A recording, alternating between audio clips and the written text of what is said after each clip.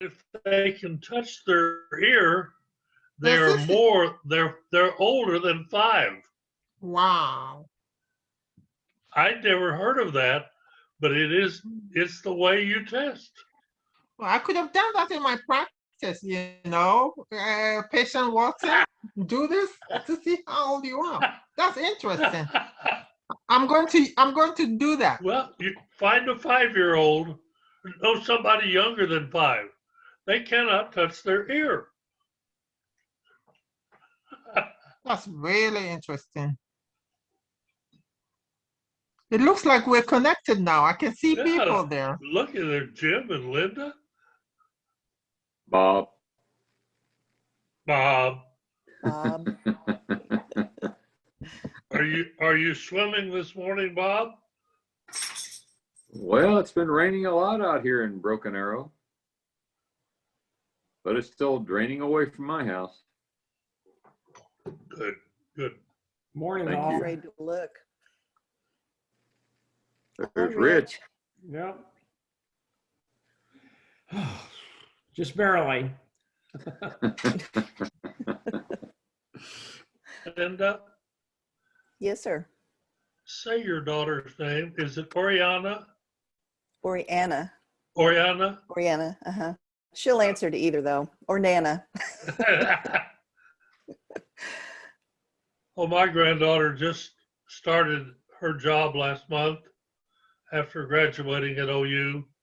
And Sooner. Yeah. All right. sooner. And it's amazing to see the transformation from, Isn't it? 22 years old, and all of a sudden she's got a job. Yeah. An adult. She's adulting, as Oriana says. She doesn't like it some days. Neither do I. Wilding myself, yeah. How is Eric handling all this? Very well, very well. He's so proud of her. And I mean, we are so happy with both our girls, their choice of husbands and their husband's choice of them. And they just all get along so well. And we're having the grandkids here from Miami, Florida next week for the graduation. And so it's going to be a lot of fun. Engagement party, which I'm still not supposed to talk about because he hasn't actually put the ring on it, but he's going to next Thursday. But yeah, it's pretty exciting time.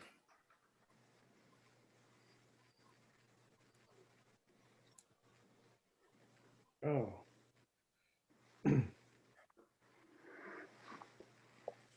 Well, I'm gonna block my screen so you guys won't have to watch me eat my breakfast here. So.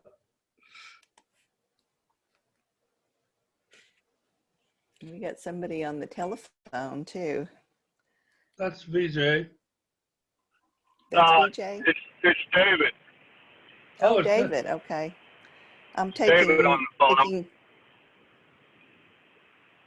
I'm going to mute myself. I had to take somebody to the airport this morning. We'll drive safely in the rain. I'm taking attendance for Kit.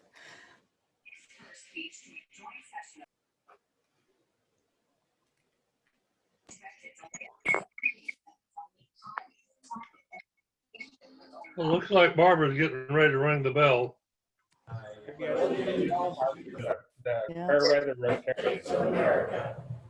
Republic for which it stands, one nation under God, indivisible, with liberty and justice for all.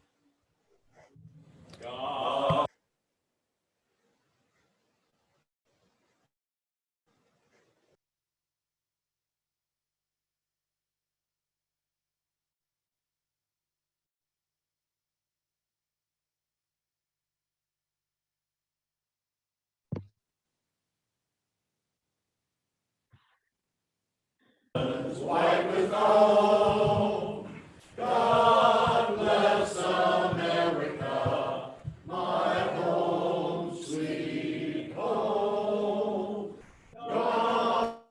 America, my home.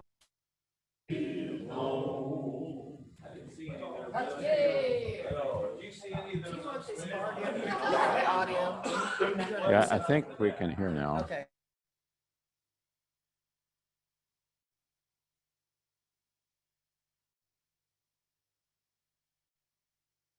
Okay, thank you, Andy.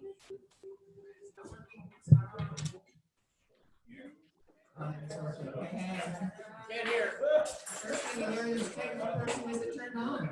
It's now turned on.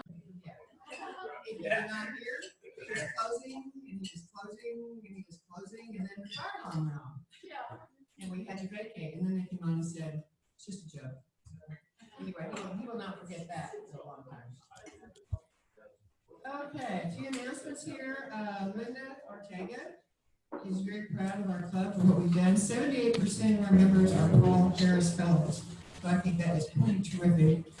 For the every Rotarian every year, district average is 63, ours is 184. So we are doing good. A couple of announcements on meetings coming up. Tuesday night is our board meeting at 5:30 here for a half hour, and then our meeting at 6. On the 13th, there's going to be a DAC database virtual training that Cole is going to run. And if you've not been on DAC DB before, don't be afraid of it. It's really easy to use, and Cole is an expert at it, and she can work you through that in no time at all. So please, even if you have used DAC DB, go ahead and try it again, because you really need to know how to use that. That's a great way to communicate with the rest of our club and with the other clubs in the district. The 15th is Jude's Food Bank. I don't think Bill is here this morning, but that's the third. Present. Oh, you're hiding over there. Is it the 15th or the 22nd? Third Saturday. It's the 22nd. Okay, it was the 15th in the fundraiser, so sorry about that.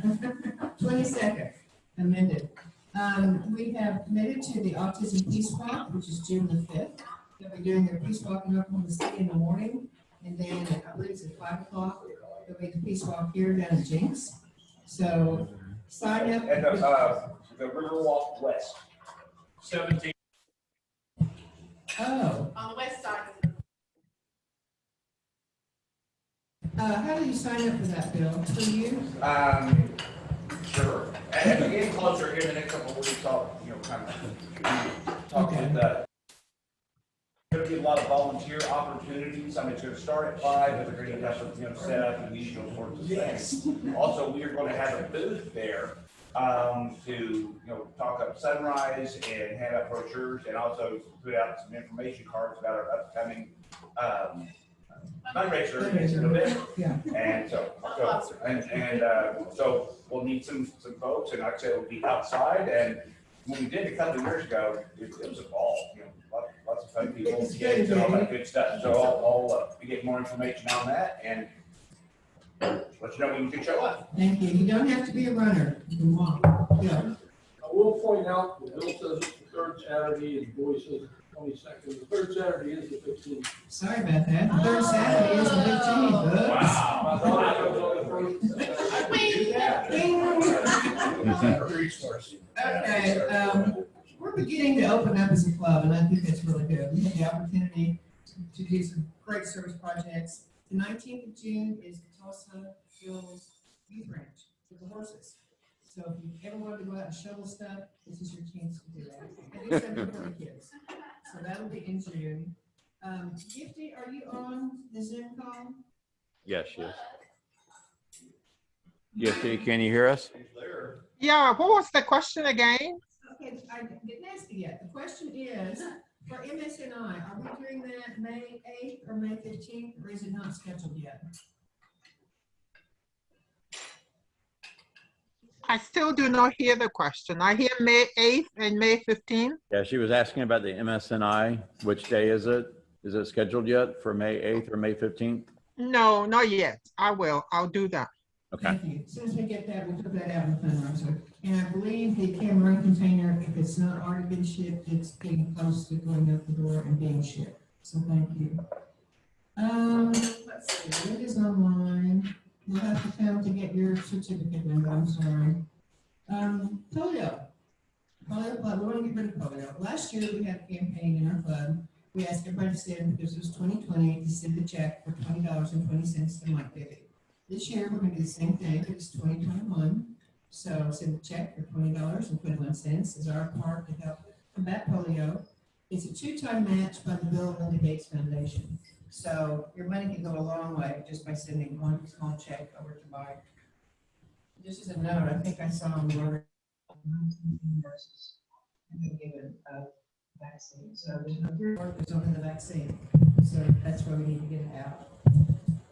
Let's see, I don't think I have anything else, actually. Yes, I do. This Saturday is the district conference.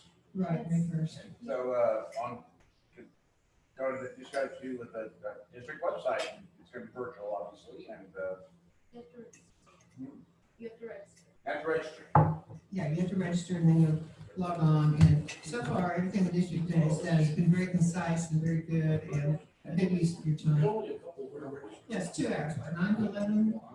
Barbara, Yes. it starts at 9, goes to 11:30, and then we're gonna have a break with sessions that you'll randomly be put in sessions with other Rotarians so you can have some fellowship. And then it, I'm sorry. And then it's, 11, it's two 1.5-hour sections, Okay. so 9 to 10:30, sorry, 9 to 10:30, and then 11 to 12:30. Okay, great. Is there an agenda yet? I've looked for it on the website. I've seen nothing. I thought Cole put that out a long time ago. I haven't. You haven't seen it? That might be me, you know. Oh, well, I have copies of it. I will find the latest one and get it to you. The agenda is going to be publicized today. Oh, It wasn't finalized till yesterday. Okay, was not finalized until yesterday. yes. So Cole Thank will you, be Cole. sending that out to This all the clubs. Yeah, right. This time only. Okay, I don't have any other announcements. Does anybody have anything before we have Brian come up? Oh, we'll go do that now. Okay, yes. Well, no, this is just happy birthday. Oh, I'm sorry. Yes. Don't take it. Sorry this morning. I'm trying to change it. I can change it. It's okay. I just thought maybe you were changing the agenda. Or I was being ousted. I was just hanging out on the side. Welcome, everybody. Welcome, everybody. We're gonna, actually use some, what? Oh, Zoomers. Are there any guests on Zoom? No guests on Zoom. No. We do have a guest. Here. Scott Cyrus, Nutrition. I have a guest from all the way from Las Cruces, New Mexico, or her last rotation was actually in Roswell, so you can ask her about the UFOs. Yeah. Megan is a 3rd-year medical student with the Burrell College of Osteopathic Medicine, the best medical school in New Mexico. So go Burrell. All right. All right. And then, hold on, look, you're like holding up the dollar, ready to go. All right, so I think, and then we'll introduce our speaker soon. Okay, what about birthdays or anniversaries? Birthdays or anniversaries to be on Zoom? No, no? Okay. I have an anniversary. A what? Go ahead, Linda. I have an anniversary, our 35th wedding anniversary. That's awesome. I need a gold tiara or something, diamond tiara. Okay. I also, tomorrow's my birthday. I almost forgot. Jesse has something too. Jesse? Go ahead. Yeah, can you hear me or no? Yes. All right, yeah. No, tomorrow's my birthday. I almost forgot because it's not today Happy yet. birthday. Yep, tomorrow's my birthday. Tomorrow. Jesse's birthday tomorrow? Yeah. Happy birthday, Jesse. All right, any others? Okay, happy butts, Bill Lawson.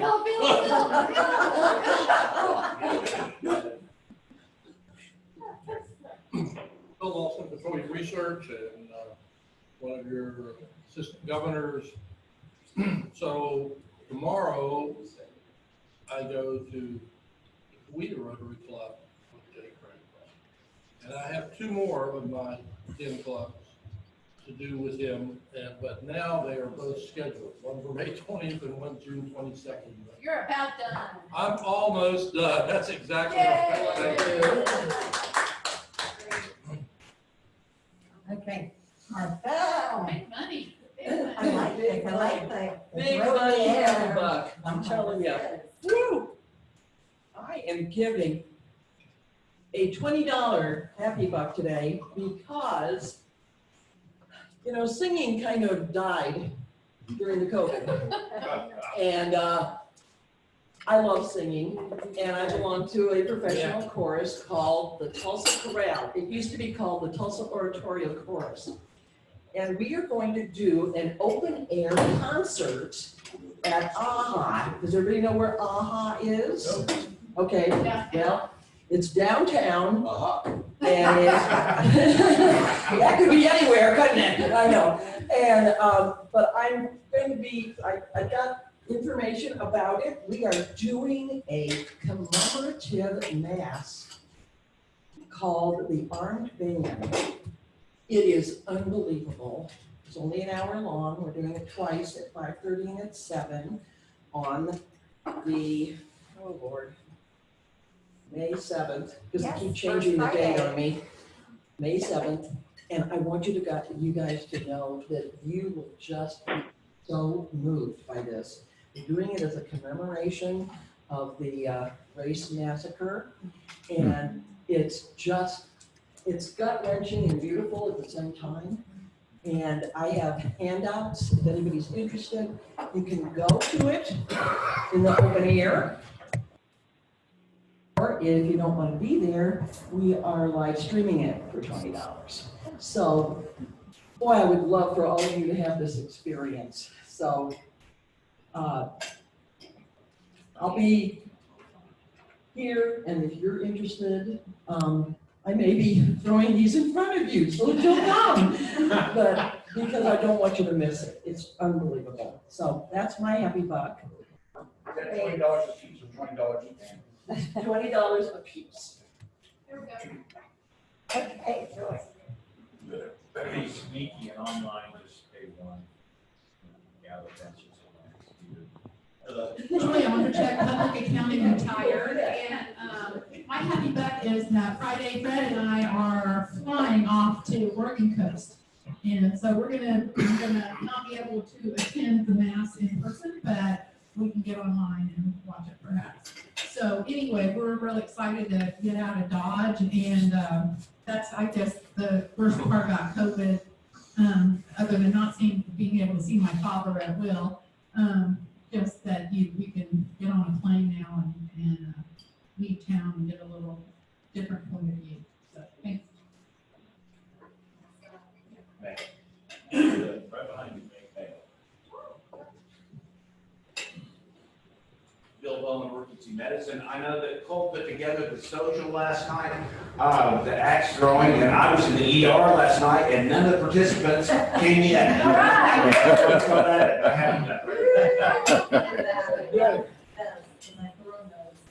It's not safe.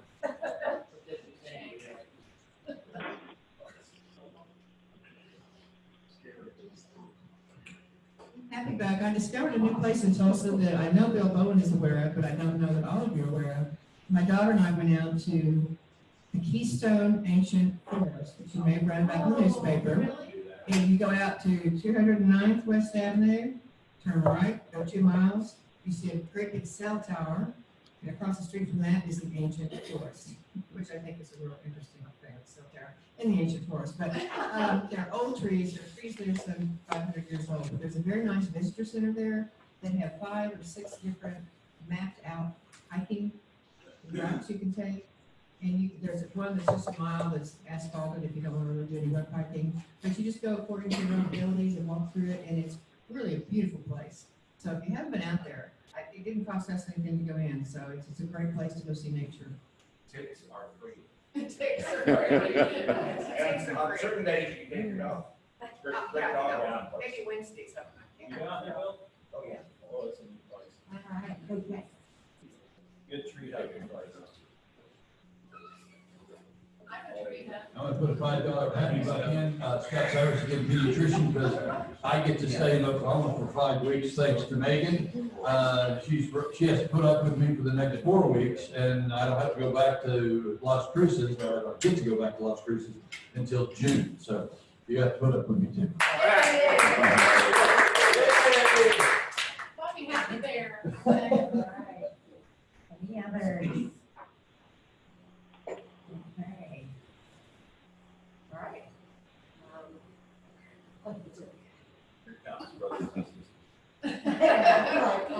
Ladies and gentlemen. Ladies and gentlemen.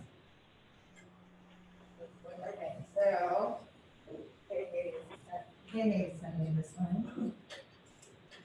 3 friends from the local congregation were asked, when you're in the casket and friends and congregation members are mourning over you, what would you like them to say? Pull your mask in. Oh, sorry. What would you like them to say? You guys understood? Did you hear me? I'll start. 3 friends from the local congregation were asked, when you're in the casket and friends and congregation members are mourning over you, what would you like them to say? Artie said, I would like them to say I was a wonderful husband, a fine spiritual leader, and a great family man. Eugene commented, I would like them to say I was a wonderful teacher and a servant of God who made a huge difference in people's lives. Al said, I'd like them to say, look, he's moving.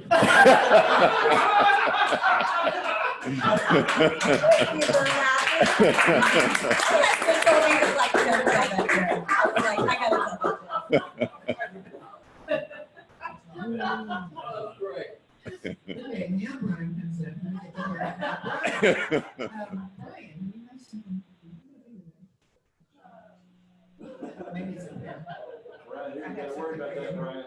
Here we go. Yeah, we'll get this going up. It's only our 3rd meeting, so give me a break. Yeah. Okay, this is your certificate of membership. Now, I'd like you to look at the date of 4th of March, what year? 2020. Brian was a member last year, and because of business interests, he had to drop out, and he's back with us now. But that's his original certificate of membership. So. All right.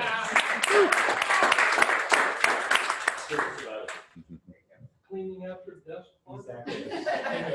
Exactly. Partly due to COVID. First, good morning. Thank you for allowing me to be your Rotarian of the day, my 2nd live meeting. So appreciate the opportunity to just introduce myself a little bit. Brian Hendricks. I'm the executive director of the Community YMCA located at 51st and Yale.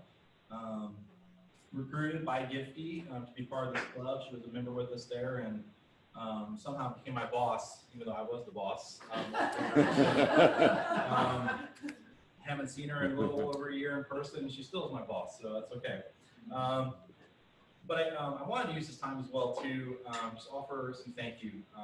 As you know, as a nonprofit organization, we rely heavily on the gifts of our members and community to support the programs that the YMCA offers. And through our campaign this last year, I talking to Gifty many times to solicit a donation from this club, and she had committed to $500, which I was so blown away by. But a month later passes, and actually a $2,000 check arrived. So I was incredibly moved by that.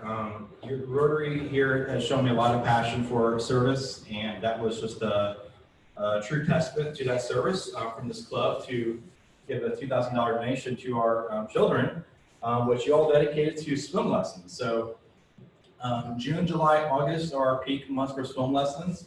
We will do about 300 swim lessons in the course of that time. We do some swim lessons year round, but that's the peak for us. And that $2,000 gift will take care of almost every children's scholarship that has a need for a scholarship to take those swim lessons. So be proud of yourself for that.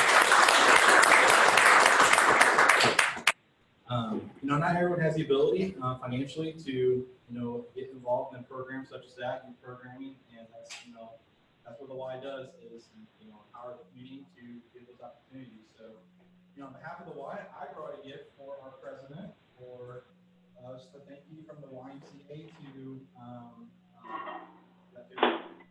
So thank you very much. All right.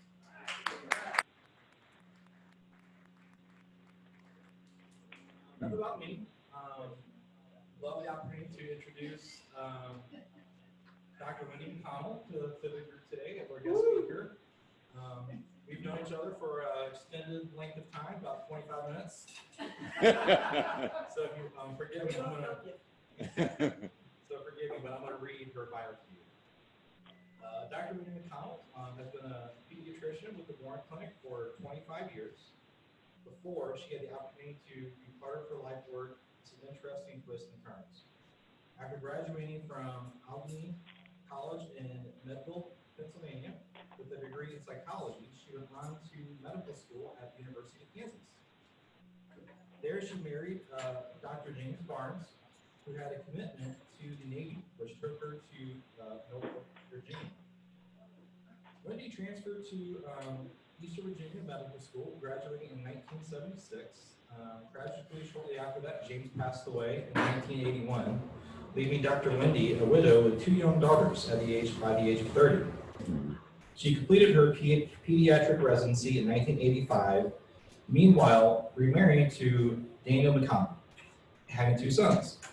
In 1988, the family of 6 moved to Amsterdam in the Netherlands, where Dan pastored Crossroads International Church for 7 years. Their 5th child, Abigail, was born in Amsterdam with a diagnosis of trisomy 18. Passed away just 3 years into her life. 3 months. That is 3 months. Thank you. Their friends, Max and Helen Gilder, provided tremendous support to them during this difficult time. The nonprofit foundation, Abigail House, was founded by the 4 close friends: pastor, a pediatrician, a child psychiatrist, and a lawyer. In her honor,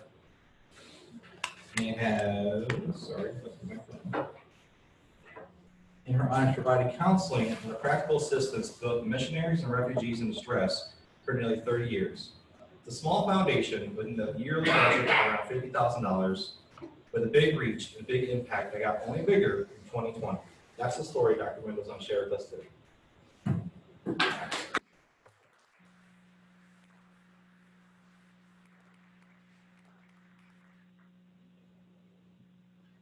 Yeah, put it right there. Let's get that arranged so you can hear me.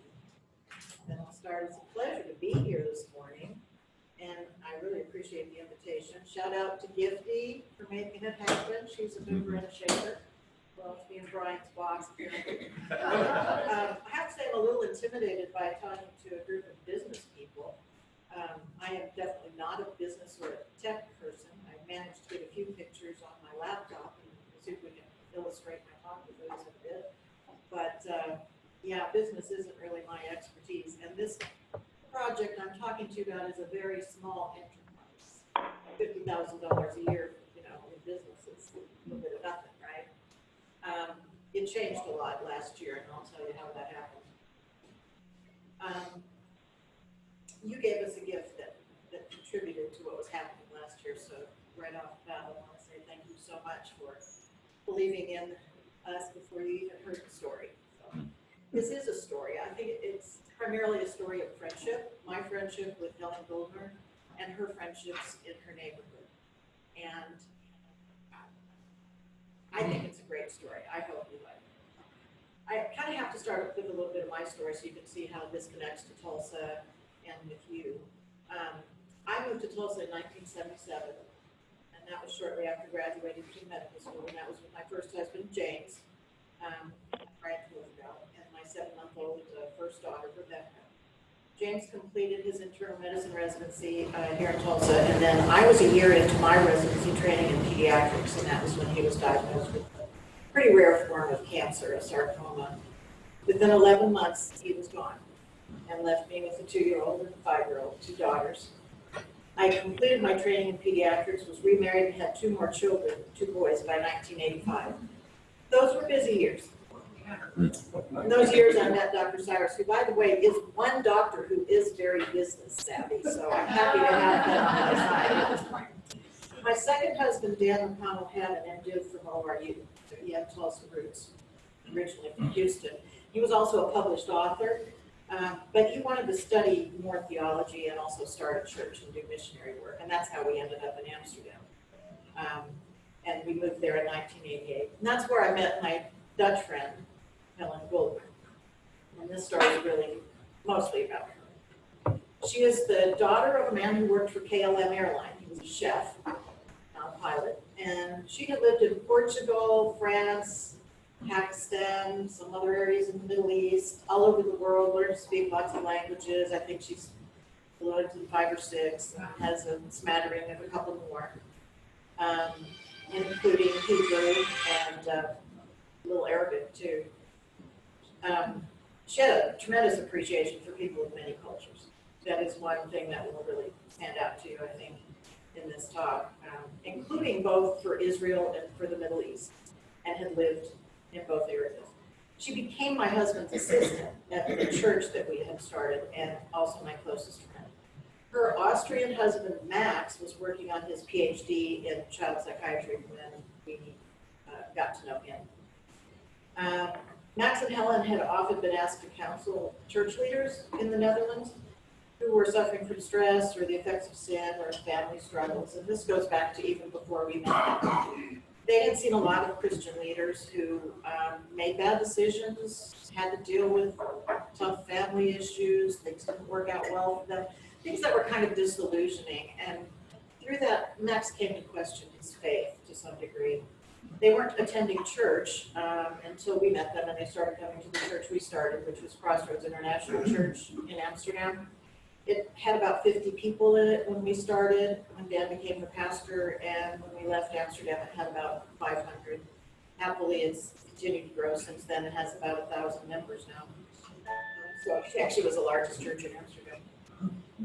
It's an English-speaking church. Helen, of course, was extremely valuable to Dan because we had a lot of expats from all over the world who were involved in that church. Many, many business people from Voice and other big groups. And lots of languages. So her languages were great. Her ability to counsel was a big asset. Max became active in the church as well and experienced a renewal of his faith. Then in 1981, our 5th child was born. And this is where I introduce Abigail. My pregnancy had been 10 months long, which of course is kind of unusual, and the baby was very quiet. I had had 4 normal pregnancies, and I knew what an active baby felt like, and she was just not talking to me much, not much activity down there. I'd had an ultrasound because I was worried about toxo. This is for you, Scott. We had kittens, and it's much more prevalent in Europe and cause birth defects. That was negative. But I had not had chorionic villus biopsy or anything that would, chromosome studies that would tell me whether I had a baby with any other type of defect, because I wouldn't have chosen abortion. But I was 40 years old, and I was worried. And within a week of her birth, we knew that she was diagnosed with trisomy 18. And trisomy may be a familiar word to you. Down syndrome is trisomy 21, so 3 copies of the 21 chromosome, where my baby had 3 copies of the 18 chromosome, which is less common and a lot more devastating. These kids usually don't live to see their first birthday. And if you read bioethicists who talk about meaningful life versus meaningless life, trisomy 18 is kind of one of those they put in the category of meaningless life. And that was hard to deal with, especially because we got the diagnosis, as I said, when she was a week old, and we were sitting in the pediatrician's office, the Dutch pediatrician, and said, well, we know, we got the chromosome study back, and she has trisomy 18. Well, I knew right away, what that meant, because that's what the area of my training is, pediatrician.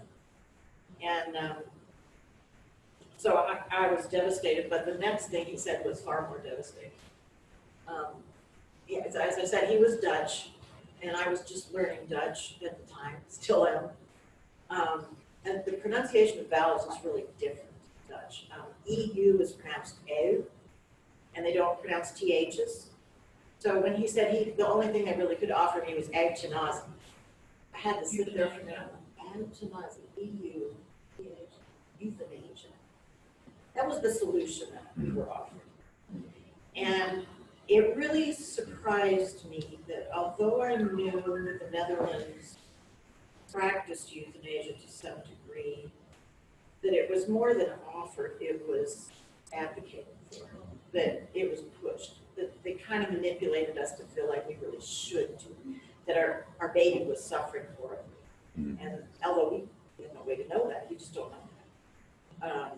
These kids have very little expression and they're just real weak, with very little muscle tone in general, along with other birth defects. But you don't know really if she was suffering, but that was pushed real hard. And then they also talked about how our other children were suffering and made us feel bad that we made our other children suffer. You know, if I had not had a really strong commitment to being pro-life, I might have been talked into euthanizing. You know, that's a time where you're vulnerable.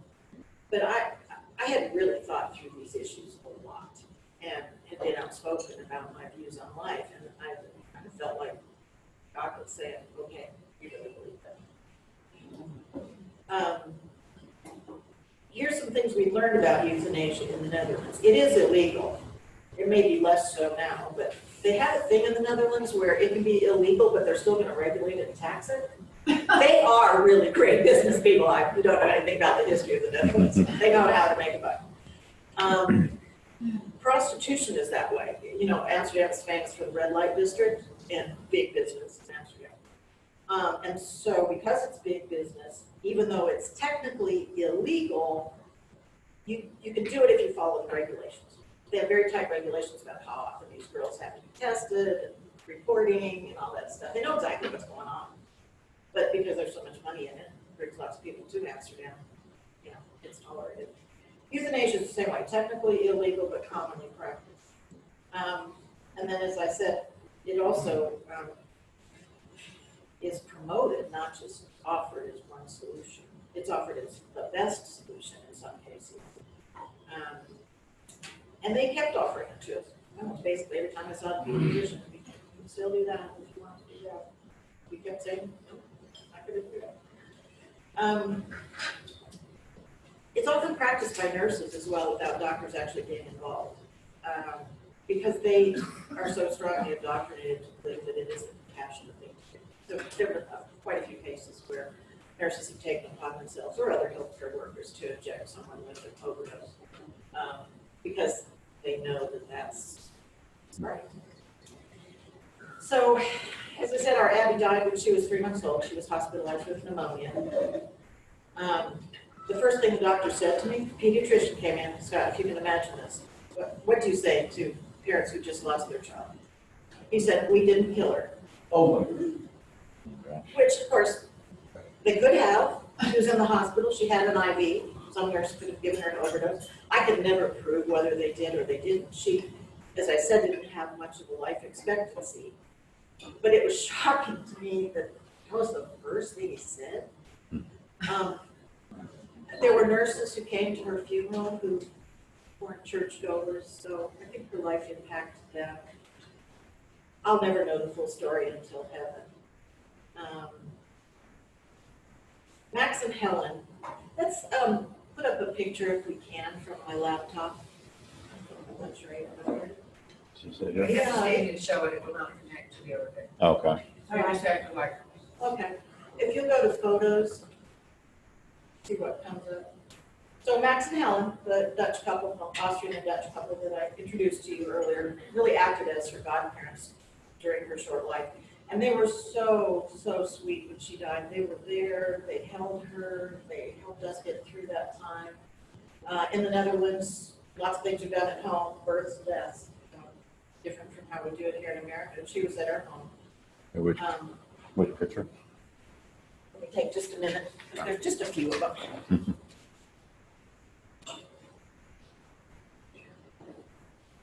Oh yeah, forget the iTunes store. They're always wanting me to sign in. I will now demonstrate how a non-tech person loses your interest.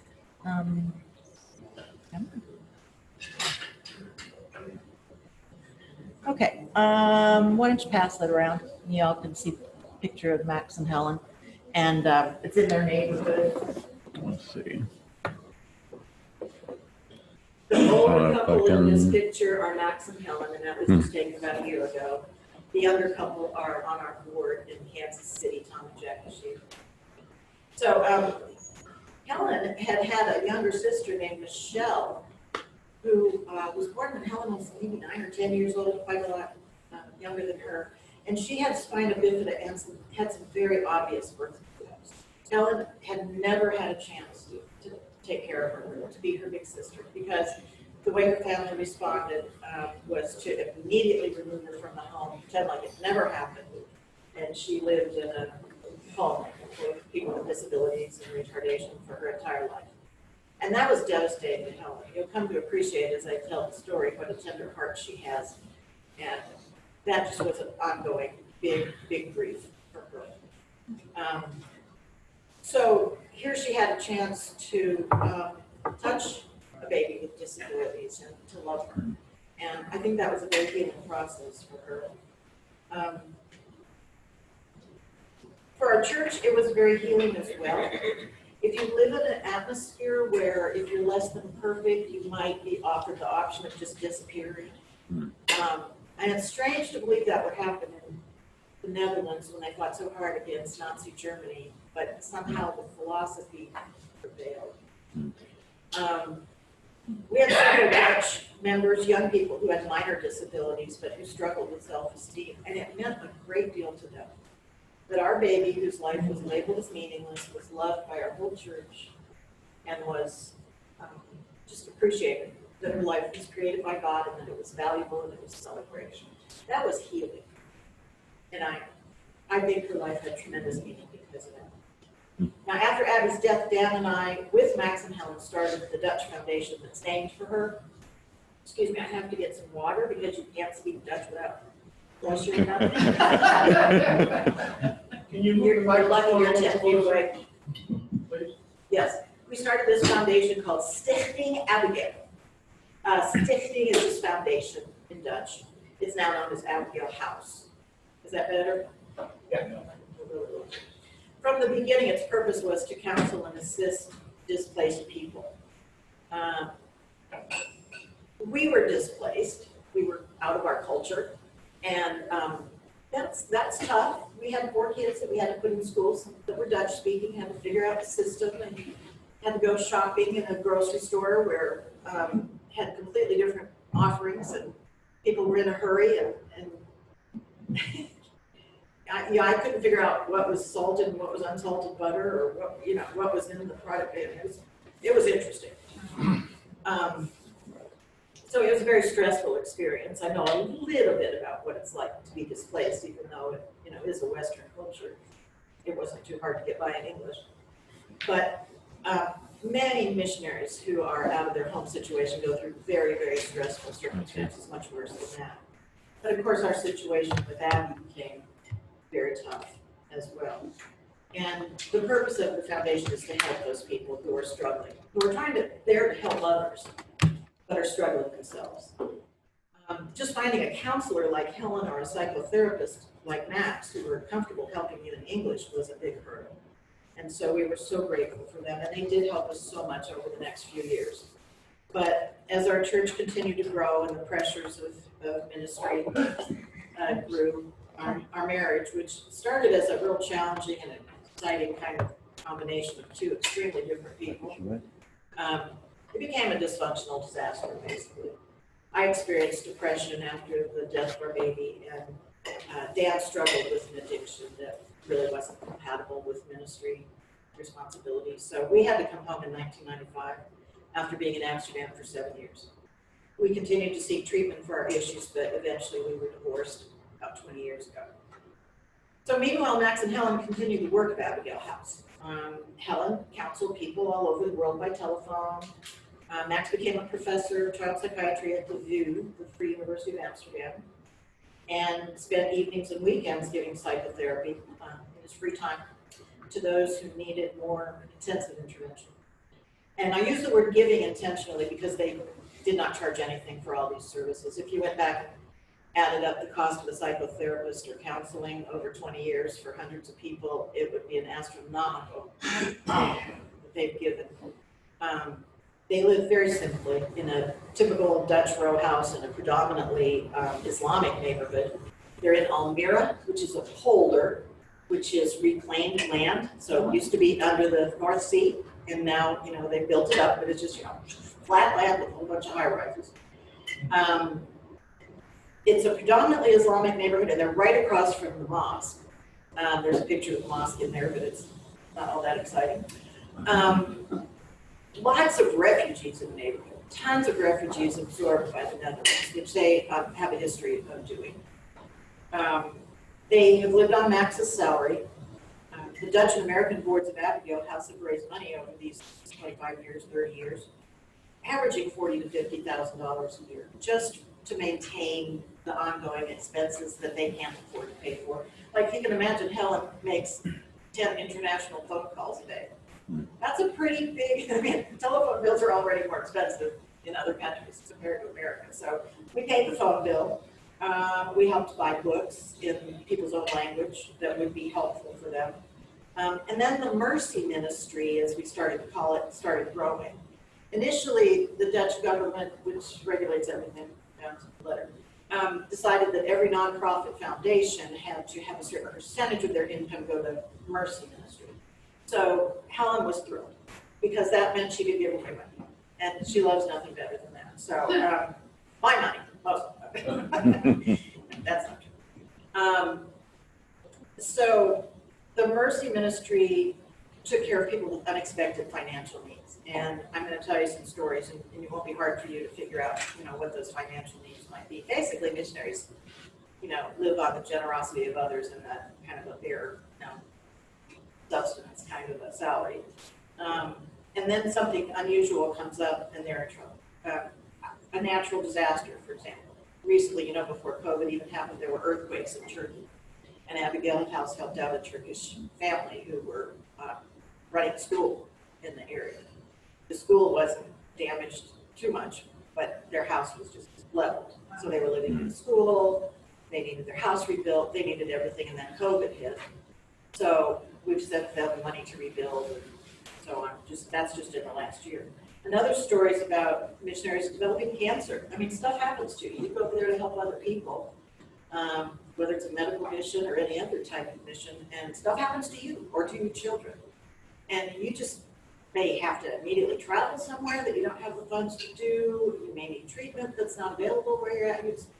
You just don't know what the circumstances are going to be. And that's where Abigail House has, just by word of mouth, reach people all over the world. The stories are really incredible. I'm going to read you one letter because I love this story. It's you'll like it, Meg, because it's about somebody who wants to be a medical student. This is Amina's story. Amina is now in her late teens. This letter was written by her mother to Max and Helen to explain to them what the ministry of Abigail House and the assistance given by Abigail House meant to their family. This is not for the squeamish, the story. Amina's mother, and she is from Sierra Leone, writes this. She wrote this in 2012. Where was God when I was 5? And my daddy was decapitated in front of my mom and me. Where was he when 6 years later my mom was being raped and tortured to death and I had to flee from Sierra Leone? Did he see me when I lived on the streets growing up too fast? Did he see me when I was 15 and this seemingly kind gentleman from faraway Europe picked me up on the street, told me that he was going to be my father from now on, that he would give me an education if I would only leave Africa and follow him to Europe? Where was God when I innocently trusted this man, only to discover to my horror that upon arrival in cold and gray Holland, he did not place me as promised in a school, but in a brothel?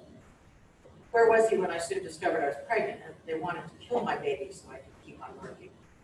It's a pretty typical Dutch story. Many of the women in the red light district are imported from other countries, and of course, you know, kill the baby if it's a problem. Maybe, yes, maybe he was with me when miraculously I escaped the brothel, found refuge in the police station, was put in a Red Cross home, was allowed to keep my innocent baby still safe in my womb. Maybe he was with me when I was accepted as a refugee and was given a small home in Almira. Maybe he's with me now that I'm being adopted by Abigail House. In February this year, so 2012, Helen from Abigail House came to my home, invited by volunteer from the Red Cross. She saw that my beautiful daughter Amina and I had nothing. And I remember Helen, a phone call where we talked about this story. They had literally nothing. When you move into a home in the Netherlands, they take everything. There's no sink, stove, tile on the floor, light fixtures, nothing. You get the walls. Helen said, God lives and knows and cares. She said that with his help and yours, the supporters of Abigail House, the friends of Abigail House were going to build a real home with beds, and a table with chairs, and a couch, and a stove with pots and pans. I listened. I wanted to believe her, but it was really hard. The following weeks were like a hurricane, a gentle hurricane filled with generosity and respect. With your money, the money you entrusted to Abigail House, we built a home, a Dutch home. I can cook, I can clean. Amina and I have nice shoes and clothes to wear, good food to eat. Amina goes to school and is not afraid and ashamed anymore. I have everything I need and ever dreamed of. Curtains and a rug, nice paper in the walls. Sometimes I'm afraid I wake up to find it's all just a sweet dream. Often I'm afraid someone bad will come and take it all away, but Max and Helen assure me it is all God's gift for me and my Amina, and that nothing and no one can rob it from me, because it comes from God. They tell me all this was made possible by you, the friends of Abigail House, because you love God and you want to extend love to me, even me, because God loves me, even me, a Muslim orphan and refugee from Sierra Leone. Maybe it is true that God lives and knows and cares. Maybe it is true that even I have a life, a future ahead of me. As I said, Amina, the little girl in the story, who we'll never know who her father was. She's now in her late teens. She's excelling in school and wants to go to medical school. So pretty good investment there, I would say, from just a devastating start. There's another story about Anna and Koos. They're a Dutch couple who have 3 children, and they were serving in North Korea and China and helping to get literature into those places. I have so many good medical stories for you, Scott. Their oldest daughter, right before they went overseas, developed meningococcal meningitis and had a bad case and had a lot of damage to extremities. But this is the disease where your extremities may die and you may have to have amputations. We had some of these cases in the Uluwatu area. What's it, 10 years ago or so? Yeah. So she had that, but they didn't have to amputate. But once they got to the mission field, they realized one side of her body was not growing the same way as the other. So it turned out there was damage that wasn't seen to the bone, the growth plate. And she was going to have some rehabilitative surgery to have any kind of mobility. Well, if you're out in the provincial areas of North Korea or China, you're not going to get that surgery. They were going to have to go to Seoul. South Korea was the closest place that they could go. So they had that arranged. They were a couple of weeks away from going there, and her husband was diagnosed with cancer, tumor in his chest. Yeah, a little pressure. So they went ahead and went to Seoul, leaving everything behind. She had her daughter having major surgery on one side of Seoul, a town she didn't really know, and her husband initiating treatment, chemo, for his cancer on the other side of town. She had to shop between 2 hospitals, nobody to watch her other 2 kids. I mean, can you imagine the pressure, the cultural pressure and the emotional pressure there? She heard about Abigail House, she called Helen, and Helen got the ball rolling. And so many things happened, but among them, we helped with money for transportation. We upgraded their room in South Korea from, a big group kind of setting to a private room, which was just not doable for them, and made their situation much, much better. And have continued to support their kids. Jackie is their oldest daughter. She's doing very well now. She's in her mid-teens now and is very mobile and very bright and excelling in school. So supporting that family has been a joy. And Anna herself now is on the Abigail House board. I can tell you about Aliano and Aletha, a pair of twins from Iraq whose family had fled terrible situations. I have pictures on there. I won't go to them now, but Greta and Andre and Madeline are very elderly Dutch women who've been missionaries in the Middle East. And they are home now and retired, but they still have a love for people and want to visit with people. And they are being supported by Abigail House. Just getting a walker for one of them allowed her to go visit her neighbors, mostly Islamic, again, they're in an Islamic neighborhood, and just continue to be friends with them. So here we have this small budget operation, $40,000 to $50,000 a year. Helen comes over occasionally. I go over there occasionally. We keep in touch. You know, they're doing their counseling. And then 2020 hits, and it just started off pretty crazy. First of all, they realized that the mosque in their neighborhood was getting radicalized. They saw it on the news and heard the imam preach and say that, I don't want to quote this correctly, but basically he said, saying Merry Christmas to someone was worse than murdering them.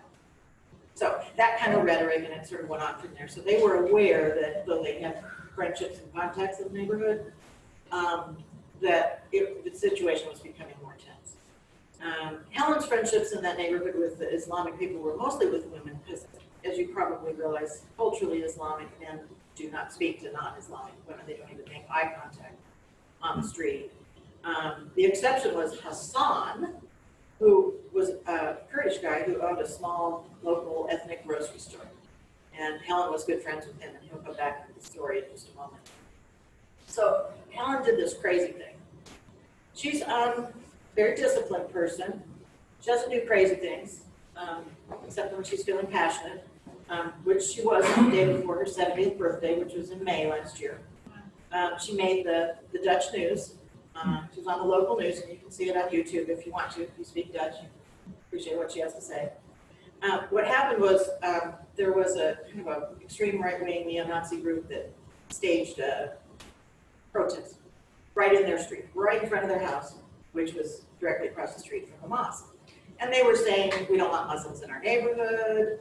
The Muslims are picking on the Christians, you know, spreading fake news about the Muslims in the area.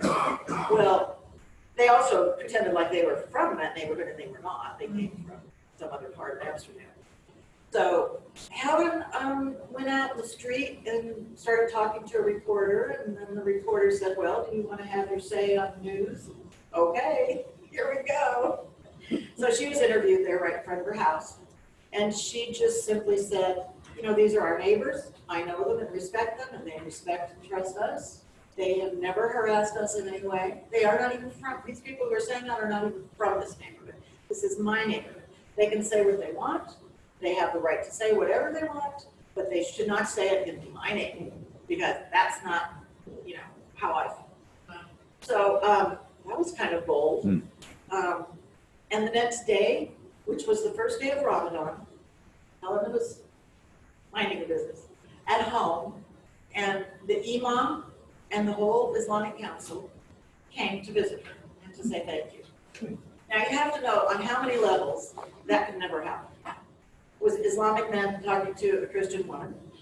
It was the first day of Ramadan, and you're not supposed to have anything to do with infidels. And you know, they tell her to her face she's an infidel, and she tells them right back that she loves Israel and believes in Jesus, which is how you pronounce Jesus. You know, they just get it all on the table. It's a very Dutch thing. Surprised there aren't more of it. But she rose to a whole new level of respect in the community when that happened. And meanwhile, COVID, which is another reason why they shouldn't have been there in a home, I'm sure it was illegal. COVID was just ravaging their neighborhood, absolutely ravaging. And I'm going to read to you now what she wrote to us in 2020. We're nearing the end, but this is kind of the main part of the story. Looking back, she says, she wrote this last October, January and February were normal months. Oh, how we all yearn for normal now, isn't it? With an average caseload of 33 clients, around 10 to 12 incoming calls a day, and a budget we expected to cover all the financial needs we'd encounter throughout 2020. As it turned out, they went through the budget by May. In March through September, she said, nothing in our training and our decades-long experience in ministry prepared us for the shocking and unprecedented challenges we were suddenly facing. Cries for emotional, spiritual, financial, and material support reached us from all corners of the earth. Since early March, the pace and the pressure have been relentless, yet there was and is so much quiet joy and deep sense of purpose in the midst. Missionaries and other Christian workers had to leave their ministries. So, that's their main focus, is to help the missionaries who are helping others. They had to leave their homes, their belongings, their pets, their friends and disciples with no time to prepare and nothing to live up. Many ended up stuck in isolated locations, separated from their loved ones. Husbands with pregnant wives, mothers and fathers with babes in their arms showed up on our doorstep, standing outside in the pouring rain. It was appropriate. We had a nice rainstorm this morning, very Dutch weather. We handed them envelopes stuffed with cash for food, rent, public transport, made follow-up appointments, sending them on their way with a blessing. Our hearts breaking.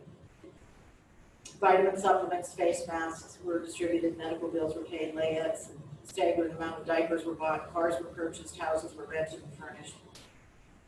People suffering from stunned grief but mingled with deep gratitude.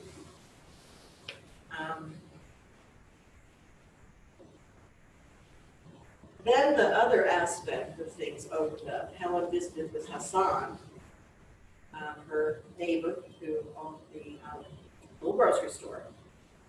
And here's what Helen says about that. Our home, Abigail House, is situated in the poor part of our town. With 84% of the inhabitants being Muslim refugees from all over Central Asia and North Africa, you can say that our densely populated community does not have a very good reputation. Yet Helen and I love living here. We feel respected and safe.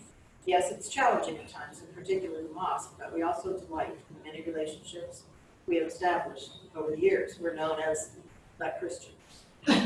I, Max, am always cordially and respectfully greeted, and kids bring their sick or wounded cats, dogs, birds, mice, you name it, to our door, expecting Helen to take care of the poor creatures.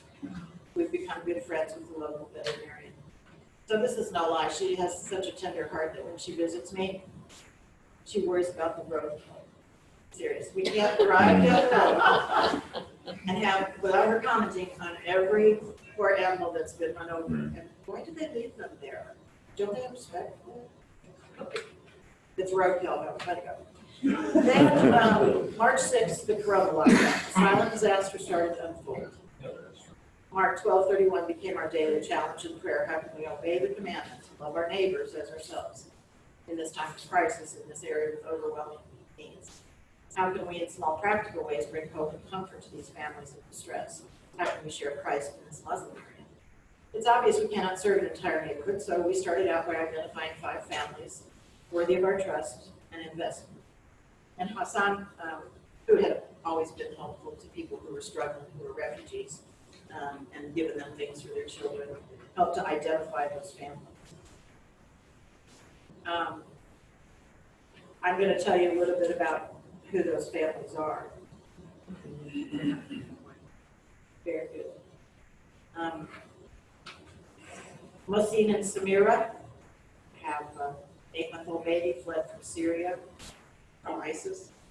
Sufyan and Nasreen have 4 kids, between 6 and 15-year-old girls, fleeing from Aleppo, Syria. Mehmet, Sarai have a little 2-year-old baby boy who fled Iran. Nordine and Malika have twins. I have a picture of them if you want to see it. Khalid and Noor. These are the 5 families. And they screened them with some help from a social worker friend and made sure that they were respectable people, that they were taking good care of their kids, that they legitimately could not work, had not been on welfare. But when you arrive as a refugee in a new country, you start a small business. Some of these guys were professionals back home, and they opened barbershops and worked in restaurants and that type of thing. So Helen has been taking cash to Hassan, set up in a very business-like way, creating an account for each one of these families in his grocery store. And so Every month, there's a certain amount of money that they can spend and just at the grocery store. So it's supporting Hassan's business and helping his families. And the gratitude has been just enormous. This is what Jackie Shaver said. Her picture was there, and I'll wrap up with this. She said, I used to look at the mission field as a faraway, remote place that God could only call the most courageous and confident of people to. My involvement with Abigail House has taught me the mission field is wherever God has planted you. That doesn't mean you won't be called way outside your comfort zone or to a people that are very different from you. In fact, they may live just around your corner. Your mission field is so much closer than you imagine. You just need to keep your ears and eyes open. And as God says in Isaiah 41:13, do not fear, I will help you. Abigail House helps missionaries who are far from home by spreading the love of Jesus whilst serving as missionaries themselves to their Muslim neighbors and friends who are also far from home and desperately need to hear about Jesus. So that is my story. It ends kind of dramatically at the end of 2020. Max died suddenly at the age of 69, just a few days after his birthday. Helen's now a widow. But Abigail House has given her a great meeting. She had COVID herself, got through that, but continues to support these families until social service in the Netherlands is able to catch up and take on their support, and that's the process.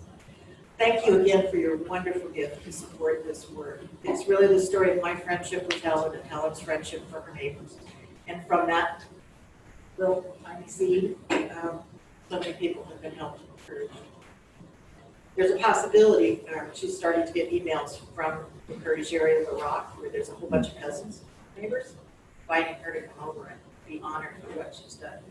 So here this Dutch lady, 70 years old now, friend of Israel, supporter of Israel, member of the Jewish National Fund, loves her Islamic neighbors, and is being invited to go as a missionary to Iraq. Wow. I'm invited to go to, I don't think I'm that brave. Thank you very much.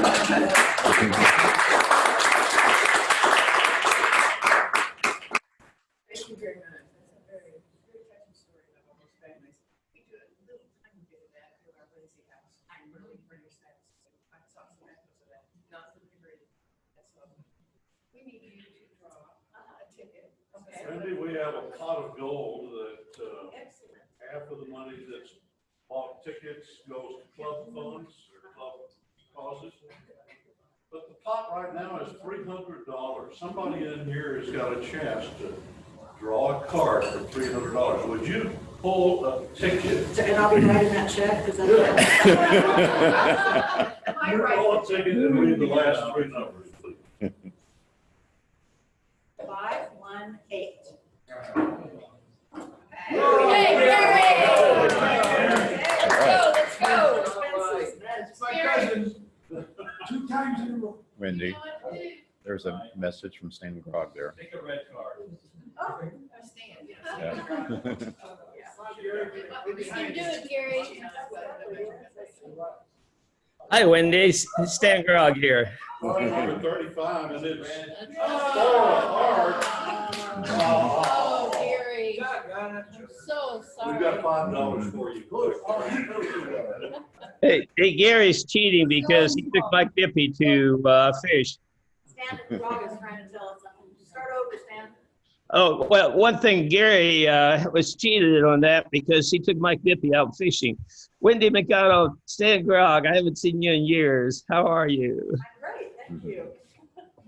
Lori Clark says hi. It's a thank you for speaking today for the big donation to Enclosure Down for the Rotary main charities in your name. Couldn't be more appropriate. I noticed that. So thank you again for speaking with us today. Thank you. I have my I didn't even give you my final thoughts because we'll ask me the fire alarm happened and I totally forgot. So it's very short. Just says above all. Is it on? Yeah. Above all, try something. FDR. Oh, we're adjourned. We're adjourned. All right. Thank you.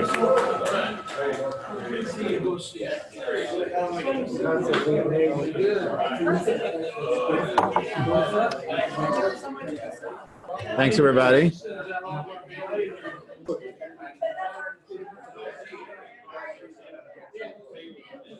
before 7 in the morning.